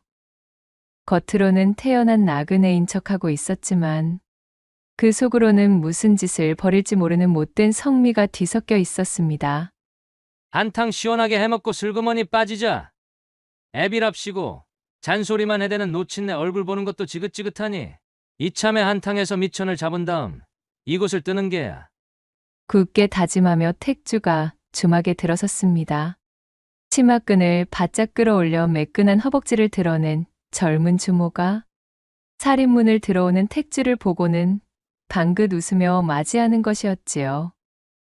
젊은 주모는 택주에게 익숙한 듯 친근하게 다가갔지만 달고 다른 주모의 눈빛에는 어딘가 탐욕스러운 기색이 엿보였습니다. 택주는 주모의 요염한 눈웃음에도 아랑곳하지 않고 객체의 가장 끝 외진 곳에 위치한 독방으로 안내해달라고 부탁했어요. 어머머? 아니, 잘생긴 선비님께서 어찌 저리 끝쪽에 우중충한 방을 달라오실까요? 뭐 나야 아무 방이나 값만 치러준다면야 상관없긴 하지만서도. 꺼내 그럴 만한 일이 있으니 가타부타 말고 뜻방이나 내어주시구랴. 그리고 국밥이랑 막걸리도 곁들여 내어오시고. 퉁명스러운 택주의 말에 주모는 입술을 삐죽이며 제일 구석진 방을 안내해 주었고 곧 택주의 주문대로 국밥과 막걸리를 집어넣었습니다. 삐죽대며 곁눈질로 택주의 여기저기를 힐끗거리는 주모를 물리고 고즈넉한 독방에 혼자 남게 된 택주는 뜨끈한 국밥과 막걸리 한 사발을 비우고는 주모를 불렀습니다. 그리고는 단정하게 쌓인 비단 보자기를 풀어 그 속에 들어있던 상자를 꺼내 보였지요. 상자를 연 순간 황금빛 자수로 화려하게 수놓아진 비단 보자기가 주모의 눈에 들어왔습니다. 그야말로 귀중품을 감싸고 있는 포장재라는 것을 알 수 있었어요. 어머나, 아니 손님, 이것이 무엇이요? 주모가 눈이 휘둥그레지며 묻자 택주가 대답했습니다. 주모, 잘 들으시오. 나는 닷새나 엿새쯤 여기 묵을 참이오. 헌데 내가 사정이 있어 바깥으로 용물을 보러 다녀야 하니 방에 이것을 놔두고 다니기가 적잖이 걱정이다 이 말이오. 이것은 참으로 귀한 물건이니 주모가 맡아서 잘 보관해 주시고 내게 보관증을 써주시면 좋겠소. 내 그에 대한 품은 섭섭치 않게 챙겨드리리다. 돈벌이 요행이 생기자 주모는 슬그머니 신이 났어요. 안방에다 대고 누군가를 부르며 지필묵을 가져오라 소리쳤고 이윽고 주모의 기둥서방이 지필묵을 들고 왔습니다. 택주에게 보관증을 써주던 주모가 말했어요. 헌데 이것이 무엇인가며? 무언지를 알아야 보관증에 이름이라도 적어놓지요. 그 말을 기다리기라도 했다는 듯 택주가 비단 보자기를 풀었습니다. 그러자 조그만 오동나무 상자가 나오고 그 상자를 열고 한 겹 두 겹, 자그마치 7겹이나 쌓여있는 한지까지 벗겨내자 상감 기법을 써서 오낙문을 새긴 고려의 전형적인 은은한 청자 매병이 나오는 것이지 뭐겠어요? 한눈에 보아도 심상치 않은 물건임을 직감한 주모가 떨리는 목소리로 물었습니다. 손님, 이거 대체 얼마나 합니까요? 오라? 한눈에 비싼 놈을 알아보니 주모의 눈썰미도 꽤나 봐줄만 하구려. 이것은 문전옥답 쉰 맞이기로는 어림도 없는 귀한 물건이오. 그러니 주모가 잘 보관해 주시오. 내일을 마치면 보관비로 20냥은 더 얹어드리겠소. 그리하여 주모와 기둥서방은 떨리는 손으로 보관증을 써주었고 오동나무 상자에 잘 집어넣은 고려청자를 조심스레 안방으로 들고 돌아왔습니다. 그러곤 다락문을 열고 오동나무 상자를 깊숙이 넣어두었지요. 바깥으로는 자물통을 잠근 후 열쇠는 주모의 고쟁이 끈에다 단단히 묶었습니다. 모든 일을 마친 젊은 주모가 퍼질러 앉고는 방구들이 꺼져라 한숨을 토하며 중얼거렸어요. 생각해보니 이런 화딱지나는 일이 다 있나 그래. 내 허구한 날 꼭두 새벽부터 밤이 늦도록 이 지겨운 손님들 시중을 들으며 오지게 일해도 이리도 꾀죄죄하게 살며 한 푼 두 푼을 아쉬워하는 판국인데 대관절 저 선비는 전생에 무슨 복을 타고 나서는 쉰맞이기 문전옥답이나 되는 귀중한 물건을 저리도 대수롭지 않게 들고 다니는 것이여. 한숨 섞인 주모의 푸념을 가만히 듣고 있던 기둥서방이 뻑뻑 피워대던 곰방대를 털며 해결책이랍시고 한마디를 꺼냈습니다. 그깟 일로 뭘 그리 고민을 하고 앉았누? 그냥 그 선비놈의 고려청자를 빼앗아 버리면 되는 일 아니여? 어이구, 이 화상아, 대체 어떻게? 이미 보관증까지 써준 거 모르는감? 이래서 임자가 여즉 주모질이나 하면서 손님들 호주머니 푼돈이나 훔치고 있는 거요. 아, 그 선비방에 들어가서는 보관증을 훔쳐버리면 끝나는 일 아니여. 아까 슬그머니 보니 바지 안주머니에 대충 집어넣더구먼. 임자가 그 방에 들어가서 그것만 해주면 나머지 뒷일은 내가 깔끔하니 처리할 것이니께. 기둥서방의 말에 눈이 반짝이던 주모가 깔깔 웃으며 품에서 엽전 한 움큼을 쥐어 던져주었습니다. 기둥서방은 엽전을 쥐고는 바로 투전판으로 향하면서 내일 아침에나 돌아올 것이니까 그 틈에 선비를 요리해버리라고. 라고 말했지요. 주모는 그 길로 부엌으로 건너가서는 꼼꼼하게 목간을 한 뒤 명경을 펴놓고 얼굴에 분을 펴바르기 시작했습니다. 그리고 머리엔 동백기름을 곱게 바른 뒤 장롱 속에 고이 보관하고 있던 어여쁜 노랑 치마를 꺼내 입었지요. 그녀는 희죽 웃으며 명경을 집어넣고 일어났습니다. 자신의 객방 문을 조심스레 똑똑 두드리는 소리에 택주가 잠에서 깼습니다. 그가 문을 열자 웬 아리따운 여인이 개다리 소반에 술상을 차려들고 서 있는 것이었지요. 호롱불 아래 드러난 젊은 주모의 얼굴은 아까 전 주막을 들어올 때에 비해 더없이 빛나고 어여뻤습니다. 자세히 보지 않았다면 주모라는 것도 몰라볼 정도였어요. 주모는 호호 웃으며 새끼띤 눈웃음을 흘리고는 들어왔습니다. 그녀는 택주에게 술잔을 건네며 말했어요. 자, 손님. 주막에 발을 들이실 때부터 이 몸은 우리 선비 손님의 이 떡 벌어진 품새에 그만 홀딱 반해버렸다지 무엇입니까? 그러니 오늘은 이 주모의 특별한 손님 맞이에 몸을 맡겨보시어요. 이것은 우리 주막에서 겨우내 잘 익힌 오미자주입니다. 어디 한 잔 드시고 저에게도 한 잔 넘겨주셔요. 택주는 주모의 매혹적인 눈빛에 홀린 듯 술잔을 입에 대면서도 의아한 표정을 지으며 물었습니다. 아니 그러한데 아까 전에 그 주모 서방은 어디에 계신 거요? 그러자 주모가 능글맞게 웃으며 대답했지요. 예? 어이구, 서방이라니요? 그저 먼 친척 오라버니뻘 되는 양반입니다요. 저작거리 투전판에 기어들어갔으니 아마도 내일 해가 중천에 올라야 돌아올 예정이지요. 달콤하면서도 쌉쌀한 오미자주의 향이 입안 가득 퍼졌습니다. 주모의 말을 듣고 고개를 끄덕인 택주가 주거니 받거니 하며 주모와 술잔을 나누었고 수리동이 날수록 두 사람 사이의 거리는 점점 가까워졌지요. 그렇게 은근슬쩍 한 뼘 두 뼘 다가온 주모가 작심한 듯 택주의 곁에 바짝 달라붙었습니다. 주모가 자신의 빈잔을 상에 턱 올려놓고는 버선발로 술상을 슬슬 곁으로 밀어치우는 것이었지요. 이 무슨... 그냥 이대로 가만히 계셔보아요.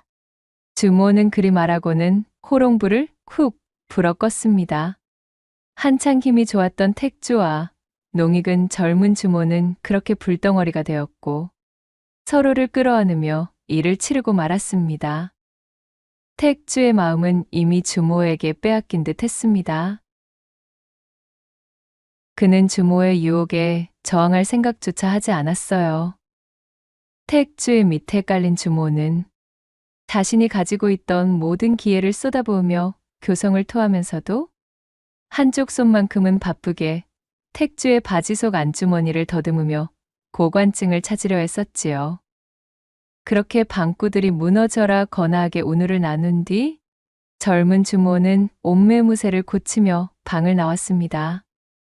주모는 재빨리 부엌으로 기어들어가 아련하게 남아있는 불씨를 뒤적거린 뒤 살려내 택주의 주머니에서 훔쳐낸 고려청자 보관증을 불살라버렸지요.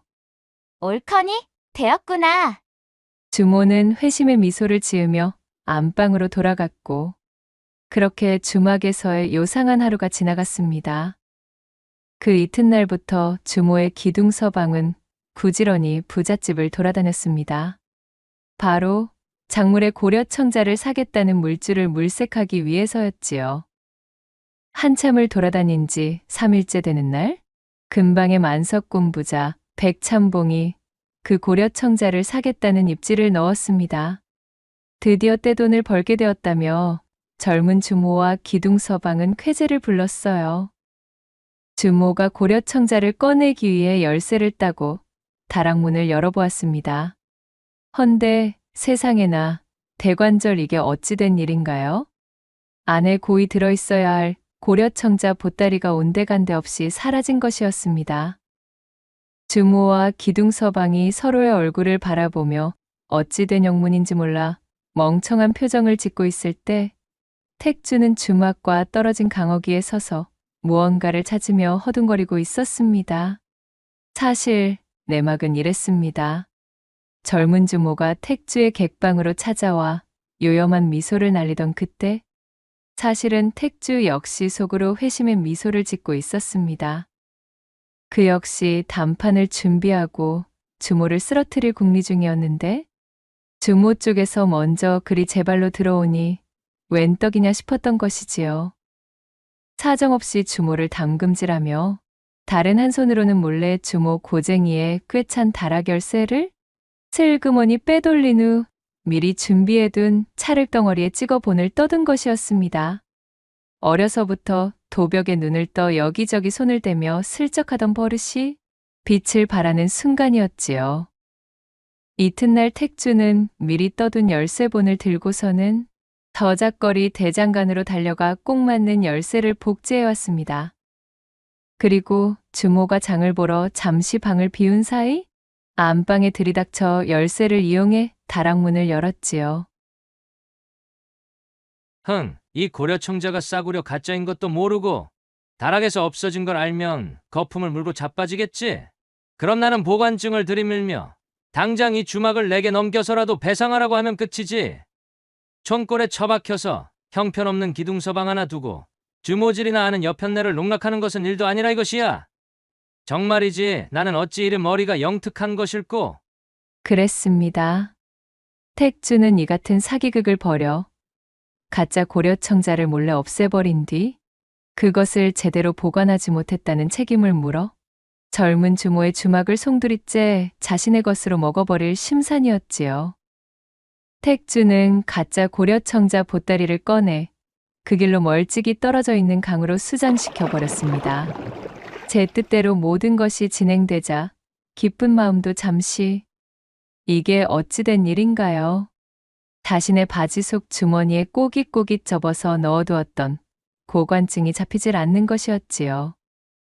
택주는 자신의 객방으로 가 모든 곳을 샅샅이 뒤졌으나 보관증은 그 어디에도 찾을 수가 없었고, 그렇게 꼬리를 드러내고 여기저기 뒤적거리는 사이 그만 젊은 주모의 기둥서방에게 꼬리가 밟혀 모든 것이 탄로나고 말았습니다. 주모와 기둥서방이 짜고서 자신의 보관증을 없애버린 것을 몰랐던 택주는 꼼짝없이 사기꾼 대접을 받을 수밖에 없었지요. 덕분에 치도곤이란 치도곤은 모두 당한 뒤 방영감에게까지 연통을 보내었고, 택주를 관하에 고발하지 않는 조건으로 또다시 적지 않은 돈을 주고 입막음을 하여 데리고 들어왔지요. 이렇듯 방영감이 양자로 들여놓은 이 개망난이 택주에게 하도 시달렸기 때문일까요? 결국 그는 자리에 눕고 말았습니다. 사리분별이 어두워지고 사람의 얼굴도 제대로 알아보지 못했지요. 그러자 집구석에서 기회만 엿보고 있던 택주의 눈은 도리어 반짝반짝 빛나기 시작했습니다. 이제 곧 방영감의 다락 속 괴짝 깊숙이 들어있는 그 많은 땅 문서가 제 소나기에 들어와 빛나는 앞길이 열릴 날이 머지않았다 여겼기 때문이었어요. 택주는 그간 개차반과도 같던 자신을 돌봐준 것에 대한 고마움 따위는 모른 채 양아버지인 방영감을 막대하기 시작했습니다. 병상 중에 방영감이 사랑방에서 거동이 불편할 때 택주는 그에게 끼니조차도 제대로 주지 않았지요.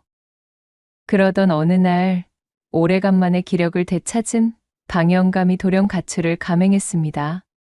입춘이 지나 봄 기운이 물씬하다고는 하나 바깥은 여전히 얼음이 꽁꽁 얼어있는 차디찬 날씨였음에도 택주는 사라진 자신의 아비를 일절 찾지 않았어요. 집안 하인들 모두는 그런 택주를 뒤에서 손가락질하며 험담을 해댔습니다. 얼마 후 택주의 귀에 방영감이 추남스님이 계신 암자에 머물고 있다는 소문이 들어왔습니다. 놓친네. 거기까지 가서는 뭐하고 앉았다는 거야? 그 소식을 듣고도 택주는 못 들은 척 발걸음을 떼지 않았습니다.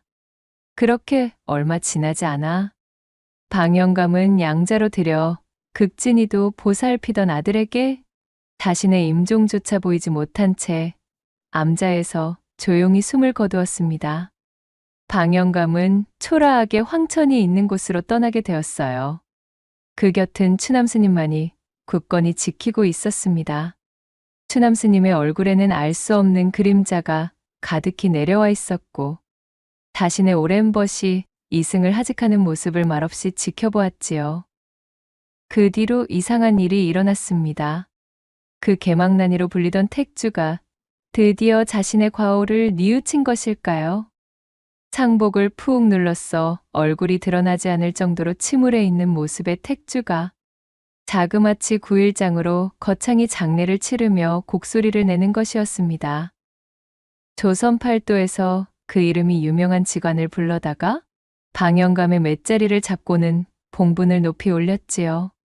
그 앞에는 성물과 비석을 바리바리 올리더니 묘지 옆에 초라한 초막을 짓고 그 안에 들어가 지내기 시작했지요. 방영감의 묘에는 조상식과 석상식은 물론 점심까지 챙기며 올렸습니다. 방영감의 묘지 옆 초막을 본 고을 사람들은 뒤늦게 천하에 효자가 났다며 택주를 칭찬하기 바빴습니다. 그렇게 택주의 뒤늦은 효심에 대한 소문이 무성하게 퍼져 있을 때 동네 주막에 추남스님이 들어와 곡차를 주문하고 마시기 시작했지요. 한 호리병, 두 호리병, 세 호리병, 한숨을 가득 쉬며 곡차를 비우고는 하늘을 바라보던 추남스님이 몸을 일으켰습니다. 이복의 방영감, 나의 소중한 진우여. 내 벌은 나중에 한꺼번에 부처님께 받기로 하겠네. 방영감, 자네의 길이 외롭지 않게 해줌세. 추남스님은 주막 아궁이로 가서는 품 안에 있던 쑥뭉치에 불씨를 옮겼습니다. 그러고는 방영감의 묘지로 가 그간 자신이 택주인 척 지키고 있던 초막에 불을 붙였지요. 그간 상복을 뒤집어 쓰고 방영감의 각종 호화로운 장례 절차를 성대히 소화한 것은 택주가 아닌 추남스님이었습니다. 고을 사람들 모두가 정신을 차린 택주가 뒤늦게나마 자신의 아비에게 정성을 다하고 있다 여기게 만들 속셈이었습니다. 이렇게 고을 사람들을 현혹시키려 했던 것은 나중에 자신이 방영감을 위해 마지막으로 실행할 계획에 있어서 꼭 필요한 작업이었던 것이었어요. 그때까지도 정신을 차리지 못하고 양아버지의 장례 따위는 안중에도 없던 택주는 석상식을 들고 온 참모를 덮치고는 뉘어놓고 봉분 뒤쪽에서 숨을 헐떡이며 몹쓸 짓이나 하고 있었습니다. 초막에 붙은 불을 발견하고는 바지춤을 끌어올리며 뛰어나왔습니다. 아니 대체 이게 무슨 일이야? 한창 재미를 보려는 찰나였거늘 이 노친네가 죽고 나서도 이리 나의 발목을 붙잡는가 그래? 마지막 순간까지도 정신을 차리지 못하고 양아버지이자 자신의 소중한 친우의 무덤 앞에서 헛짓거리를 하고 있던 택주를 본 추남스님은 남아있던 인내심과 머뭇거림마저 씻은 듯이 사라지는 것이었습니다. 어리둥절해 있던 택주의 뒤통수를 향해 추남스님이 지니고 있던 두터운 박달나무 지팡이가 번개처럼 내리꽂혔습니다. 털썩 묵직한 지팡이로 불의의 일격을 당한 택주는 단말말을 지를 틈도 없이 그대로 방영감의 무덤 위로 쓰러지고 말았지요. 추남스님은 엎어져 있는 택주의 한쪽 손에 큼지막한 돌덩어리를 쥐어주고는 무덤 뒤쪽에서 혼절하여 쓰러져 있는 참모의 옥매무새를 반듯하게 고쳐주었습니다. 나무 아미타불 관세음보살, 내 놈은 마지막까지도 내 양아버지에 대한 존중 같은 것은 없는 놈이로구나. 장례를 끝낸 초막을 태우는 동안 내 놈이 조금이라도 반성하는 기미가 보였다면 이렇게까지 되지는 않았을 것을. 부끄러운 줄도 모르고 더러운 짓을 저지르는 내 놈의 평판 따위는 아무짝에도 쓸모가 없으나 어쨌거나 내 놈도 먼저 떠난 방영감의 아들로 이 이상 가문의 이름을 망치게 둘 수야 없는 노릇. 허니 마지막 순간만큼은 내 놈도 효자였다는 것으로 그리 마무리할 수 있도록 도와주어야겠느니라. 하늘을 올려다보며 슬프고도 허망한 표정을 지어 보인 추남스님은 마치 누군가 택주가 쓰러져 있는 이 모습을 보면 양아버지를 잃은 아들이 무덤을 지키다 슬픔을 이기지 못해 손에 잡은 큼지막한 돌멩이로 스스로 이승을 하직한 듯한 모양새로 보이게끔 주변을 잘 정돈하였습니다. 그리고 모든 것을 완료한 추남스님은 그 길로 자취를 감추었답니다. 시간이 흐르고 고을에는 슬픈 분위기가 감돌았습니다. 뒤늦게 효심에 눈을 뜬 택주가 방영감이 유명을 달리한 것을 견디지 못해 자신 역시도 양아버지의 뒤를 따랐다는 풍문이 저작거리 가득 퍼졌지요. 주막에 앉아서 탁배기를 곁들이던 사내들이 그 이야기를 하고 있을 때 한쪽에서 곡차를 마시고 있던 추남스님은 얌전히 자리에서 일어났습니다. 그 이후로 고을에서 추남스님을 보았다는 사람은 아무도 없었고 방영감의 재산은 나머지 여식들에게 골고루 돌아가게 되었으며 또한 개망난이 택주의 무덤은 방영감 옆에 나란히 서게 되어 살아생전 방영감이 그리도 애타게 소원했던 대로 자신의 곁을 양아들이 든든하게 지켜주게 되었다는 후문이 옵니다. 마지막 세 번째 이야기 시작합니다. 옛날 옛적에 산세 깊은 곳 고을에서 약초꾼의 몸담은 향분이라는 처자가 살고 있었습니다. 어려운 시절 난을 당해 조실부모한 형부는 아버지 생전에 배워둔 약초 구별법을 이용하여 홀로 근근히 입에 풀칠을 하고 있었지요. 이 향군에게는 아주 커다란 고민이 하나 있었는데 그 고민인즉슨 어려운 형편 때문에 시집을 가지 못한 자신에 대한 서러움이었습니다. 이미 혼기를 한참이나 넘겨 고을 안에서 제 또래의 처자들 중 혼사를 치르지 못한 것은 달랑 향분 자신뿐이었습니다. 올해는 가려나 내년엔 가려나 하며 지나친 세월이 벌써 몇 년이던가요. 또다시 한 해가 속절없이 흘러버린 탓에 그놈의 나이라는 것을 더 먹고 말았으니 이제 올해 26의 노처녀가 되고 말았지요. 이 찢어 죽일 가난이 문제요. 연속된 흉년 탓에 혼수 마련할 돈은커녕 끼니 걱정부터 해야 했으니 좀 채 나아지지 않는 살림을 원통해 하면서도 향부는 열심히 산을 타며 약초를 캤습니다. 가끔씩 중매할멈이 찾아와 이런저런 중매 건수를 내보이며 제안했지만 향부는 혼수 흉내낼 돈도 마땅히 없어 그저 한숨만 토하다가 소득 없이 중매할멈을 돌려보낸 적이 한두 번이 아니었습니다. 사정은 알겠네만 그런 식으로 허송세월 보내다간 자네 혼인은 다음 생에서나 치룰게야. 향분이 나이도 생각해야지. 송각시라도 될 참인가? 안타까운 마음에 던진 중매할멈의 말이었지만 비수가 되어 가슴에 파고드는 것은 어쩔 수 없었지요. 부모도 일찍 여의고 어디 변변한 재산도 없이 나이만 먹은 여자를 누가 그리 쉽게 데려나가겠답니까? 제 마음도 미어지네요. 주변 사람들에게 싫은 소리 한번 들어보지도 않은 착하디 착한 약초꾼 향분이었지만 그녀가 평생 배워온 재주라고는 뒷산에 올라 약초를 채취하여 내다 파는 일 뿐이었으니 제대로 된 혼담이 들어올 리도 만무했고 그나마 들어오는 혼담들도 색정에 눈이 먼 영감들의 후첩자리였지요. 떵떵거리면서 살겠다는 욕심도 아니고 그저 남들 하는 만큼 나도 혼인하여 아들 딸 낳아 가정을 꾸리고 싶은 마음뿐인데 천지신명께서 내게 조실 부모의 기구한 팔자를 내리시더니 배우자마저 점지해주지 않으실 모양이시니 참으로 서글프고 원통하구나. 사정이 이리 되니 향분이 조바심을 내는 것도 당연지사였습니다. 그렇게 시간은 야속하게 흐르고 흘러 어느덧 눈이 펄펄 내리는 겨울날이 되었습니다. 창호를 뚫고 넘어오는 매서운 칼바람의 소리가 기세등등하여 동장군이 따로 없는 날씨였지요. 새벽닭이 울기도 전에 자리에서 일어난 향부는 광주리에 호미를 챙겨 들고서는 산으로 올라가 겨우살이 약초를 캐올 채비를 하였습니다. 부지런히 준비를 하던 향분을 발견한 동네 한 아기, 그녀를 걱정하며 한마디를 던졌지요. 아이고, 향분아. 눈이 이렇게나 쏟아지고 있는데 오늘은 그냥 하루 약초질은 쉬고 집에 붙어 있는 것이 어떻겠니? 이 날씨에 무리하다 사람 잡을까? 그것이 걱정이구나. 아주머니, 걱정 마셔요. 오늘 같은 날에 날씨 탓을 하며 나서지 않으면 혼자 사는 제 입에 풀칠은 조상님도 못 해주셔요. 혹독했던 겨울의 날씨도 향분의 부지런을 막을 수는 없었지요. 참으로 먹을 주먹밥이 담긴 보자기까지 챙긴 향부는 야산으로 걸음을 재촉했습니다.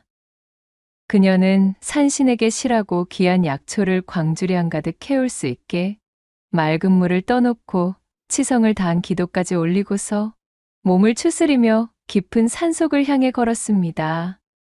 늦가을 줄기가 마르면 약효가 뿌리로 내려가기 때문에 겨울이 제철인 약초는 주로 뿌리 약초가 많았습니다. 산후 여인들이 밀려든 약초방에서 겨우살이를 잔뜩 구해달라는 요청을 받은 향분이 그렇게 약초를 찾아 헤매며 이리저리 산을 타던 그때 불현듯 눈바닥에 털썩 주저앉아버리는 것이었어요. 아니, 이것이 무엇이야? 내가 지금 꿈을 꾸고 있는 것이요? 향부는 자신의 눈을 의심하며 두 눈을 비비고는 다시 한번 아래를 내려다보았습니다. 그것은 향군이 잘못 본 것이 아니었어요. 새하얀 눈이로 새빨간 산삼 열매가 보석처럼 반짝이며 향분의 손길을 맞이하고 있었지요. 그녀는 넘치는 기쁨에 손을 덜덜 떨면서 행여 뿌리의 털끝 하나라도 다칠세라 조심스럽게 산삼을 캤습니다. 흙을 타고 건져 올린 산삼의 영롱한 자태를 보자니 좋기 100년근은 넘어 보이는 그야말로 심중에 으뜸인 심이었답니다. 향부는 뜰 듯이 기뻐 칠성한 사람처럼 고함을 질렀어요. 신령님 감사합니다. 정말 감사합니다. 이 은혜는 죽어서도 잊지 않겠나이다. 향부는 매섭게 불어닥치는 추위도 잊은 채 산삼을 소중히 제 품에 안고 불이 나게 집으로 돌아왔습니다. 그 이튿날이 밝아오고 향분이 좋기 100년 묵은 듯한 산삼 한 뿌리를 캤다는 소문이 온 마을에 금방 퍼져 저작거리의 약재상이 찾아왔습니다. 약재상은 향분이 꺼내온 산삼의 상태를 자세히 훑고는 무릎을 치며 감탄했지요. 이봐, 향분이 그간의 고생은 다 끝났구만 그래. 이런 물건은 평생에 한번 만져볼까 말까 한 으뜸의 산삼이네.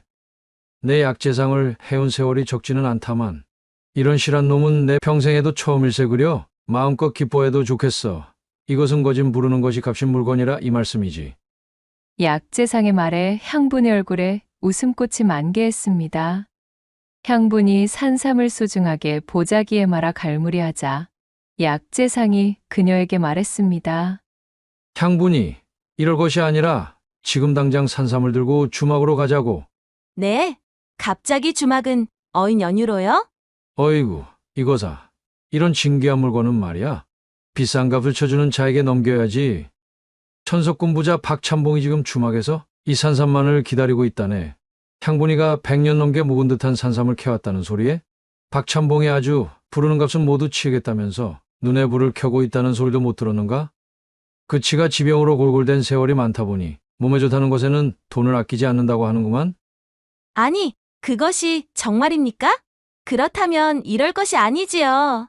당장 나서야겠어요, 어르신. 어서 안내해 주셔요. 향부는 그 길로 약재상을 따라 저작거리 주막으로 향했습니다. 일이 잘 풀리면 드디어 자신도 지긋지긋한 노처녀의 신세를 벗어날지도 모른다는 꿈에 젖자 향부는 절로 콧노래가 흘러나오는 것이었습니다. 두 사람이 주막 안에 당도하자 박찬봉과 그의 수아들이 상다리 부러지게 술상을 차려놓고는 향분을 기다리고 있었습니다. 성실하고 궁핍하게만 살아오던 향부는 먹고 사는 일에만 신경 쓰느라 좀처럼 주막 안의 풍경을 눈에 담을 일이 없었는데 이 기회에 안을 둘러보니 가관도 이런 가관이 없었답니다. 주막을 제 집처럼 여기는 시끌벅적한 노름꾼들하며 시시껄렁 소란스럽게 떠드는 왈패들하며 별천지가 따로 없었지요. 살풍경한 주막 안의 분위기에 잔뜩 기가 눌린 향분이 가져온 산삼을 박찬봉 앞에 조심스럽게 펼쳐 보이자 산삼을 본 박찬봉의 눈이 휘둥그레해졌습니다. 시끄럽던 주변 패거리들도 모두 향분의 산삼을 구경하려고 몰려들었습니다. 100년의 세월을 버텨낸 동자 산삼이 그 모습을 드러내니 주막 안이 삽시간의 금빛으로 물드는 것만 같이 환해졌답니다. 모두가 탄성을 지르며 귀한 산삼의 자태에 넋이 나가 있을 때였습니다.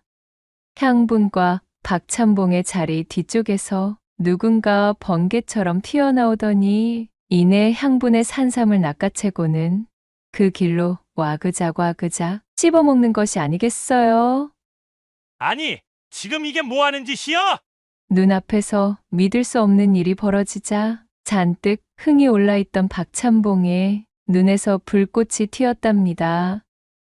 주막은 그야말로 아수라장이 되어버렸습니다.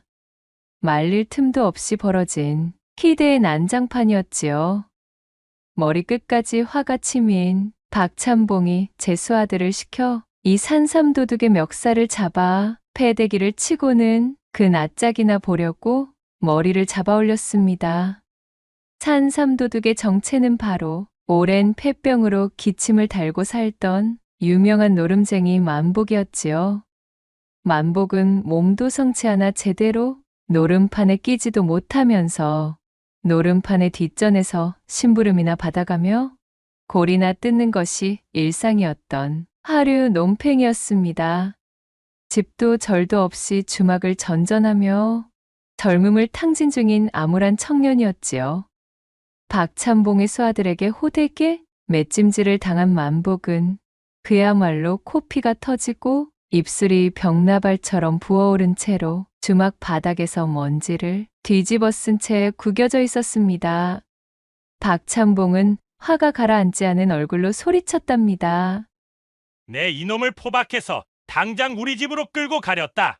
이 천하의 도둑놈 배를 갈라 산삼을 끄집어 내어서라도 그 산삼은 내가 취해야겠구만. 박찬봉의 외침에 산삼도둑 만복은 사색이 되고 말았습니다. 노름판을 전전하며 겨우 얻어마신 약주가 채 깨기도 전에 자기도 모르게 저지른 일이었지만 그렇다고 저 박찬봉이 사정을 봐줄 위인은 아니었으니까요. 살기서린 눈으로 보건대 자신의 말대로 능히 할 수 있는 자였습니다.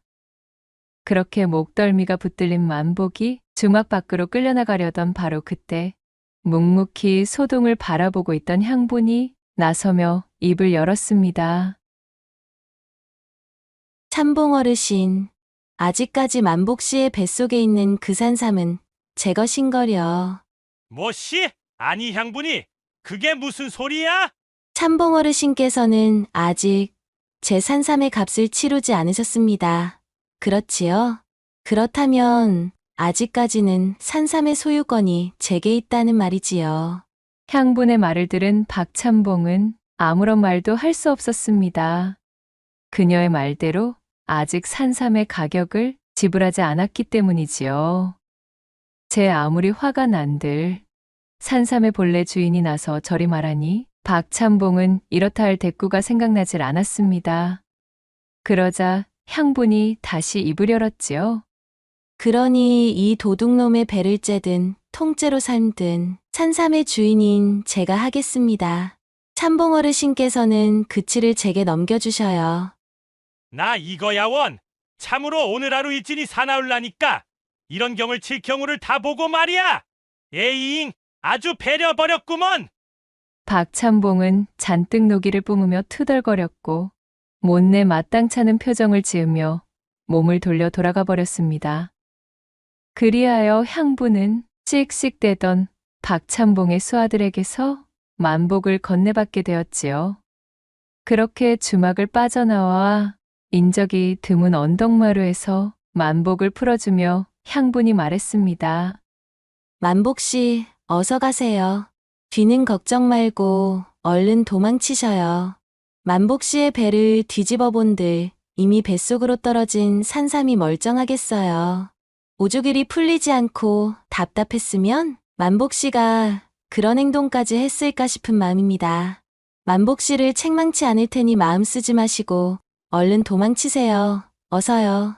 행여나 참봉 어른 눈에 띄기라도 하면 모진 꼴을 당할 테니 다시는 노름판이나 주막엔 얼씬하지 마시고요.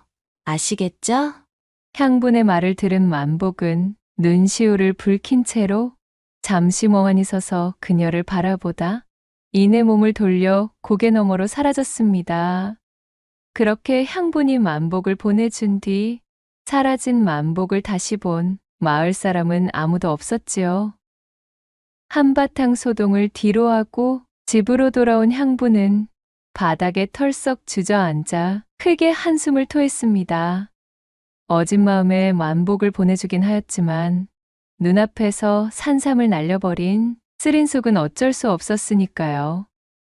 어휴, 그걸 팔아 혼인 미천으로 삼으려 했는데 팔자에도 없는 복을 삼키려고 하니 이리도 사달이 나고 마는구나. 어쩐 일로 그런 복이 굴러들어오나 하였네. 향부는 아쉬움을 뒤로하고는 자리에서 일어나 집 안으로 들어갔습니다.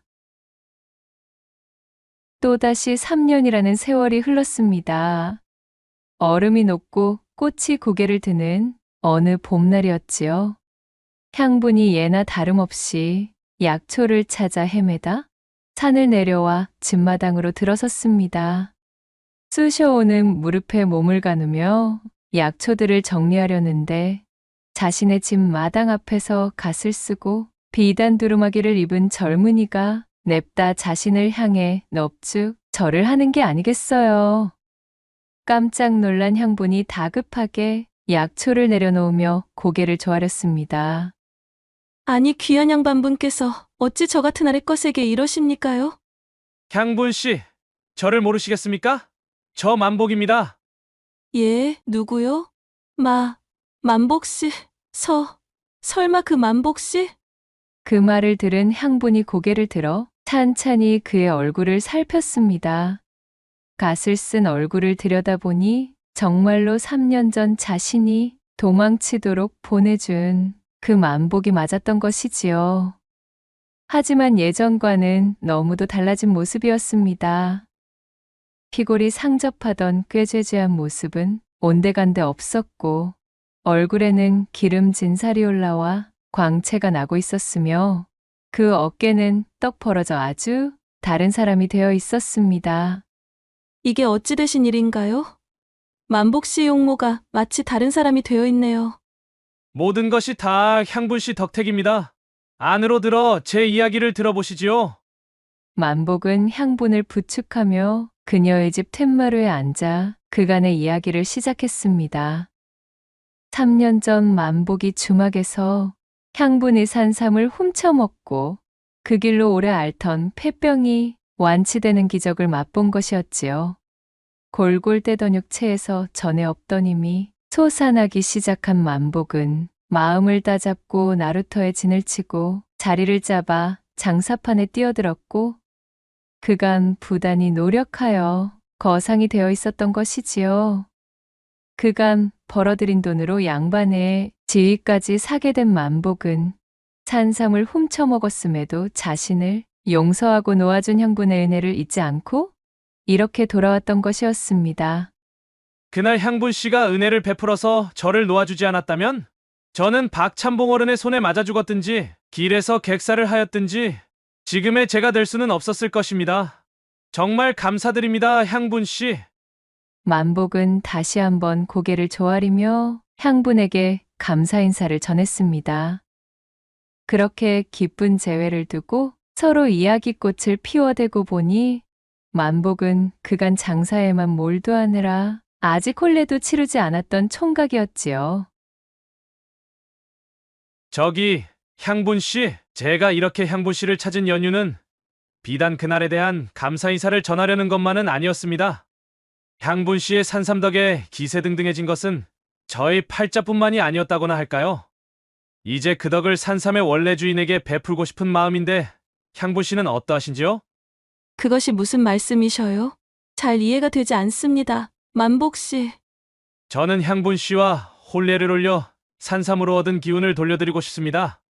그 말을 하고는 쑥스러운 듯 고개를 떨구며 자신의 발끝 아래를 내려다보던 만복이 흡사 거대한 석상처럼 꼿꼿하게 솟아있는 음영을 보이며 쩔쩔매고 있었습니다. 아마도 이것이 만복이 말한 산삼의 다른 효능? 달리 말하면 기적 같아 보였지요. 그런 만복을 흘끔 바라보는 향분의 얼굴도 어느새 홍당무가 되어버렸답니다. 부끄러워하는 향분의 손을 잡고 방 안으로 들어간 만복은 영험한 산삼의 힘으로 오장육 부소까지 외성병력을 선사해버리는 것이었습니다. 그렇게 꽃 피고 새우는 화창한 봄날, 귀중한 만남이 성사되었고 얼마 지나지 않아 만복과 향분은 서둘러 혼례를 올리게 되었지요. 착한 심성을 잃지 않고 은덕을 베풀어 끝내 복을 거머쥔 향분은 대궐 같은 기와집에 하인을 두며 살 수 있게 된 것이었습니다. 이후로도 만복과 향분은 넘쳐나는 산삼력을 10분 발휘하며 꽃피는 사랑을 아름답게 나누고 그렇게 산삼보다도 더욱 좋다는 시간들을 원없이 보내면서 행복하게 지냈다는 후문이 옵니다. 낭독해드린 이야기가 마음에 드셨다면 구독과 좋아요, 댓글로 야담상회를 응원해 주셔요. 늘 잊지 않고 야담상회를 찾아주시는 마님과 선비님들 시청해 주셔서 참으로 감사하옵니다.